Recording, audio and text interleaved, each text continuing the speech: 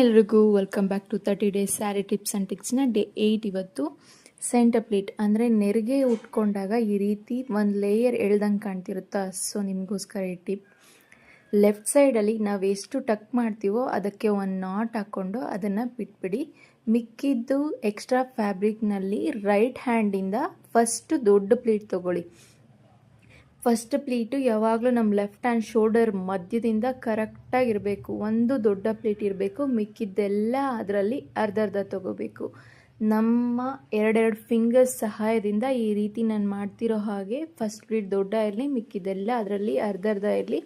ಟಕ್ ಮಾಡೋ ಸೈಡ್ನ ಒಳಗಡೆ ಟಕ್ ಮಾಡಿ ನಮ್ಮ ಫೇಸ್ ಸ್ಟ್ರೈಟ್ ಅಂದರೆ ಬೆಲ್ಲಿ ಬಟನ್ ನಾವು ಎಲ್ಲಿ ಟಕ್ ಮಾಡ್ತೀವಿ ನೆರಿಗೆಗಳನ್ನ ಅಲ್ಲಿಟ್ಕೊಂಡು ಟಕ್ ಮಾಡೋ ಹತ್ರ ಕಾಲು ಇಂಚು ಅಥವಾ ಅರ್ಧ ಇಂಚನ್ನ ಸ್ಪ್ರೆಡ್ ಮಾಡ್ಕೊಳ್ಳಿ.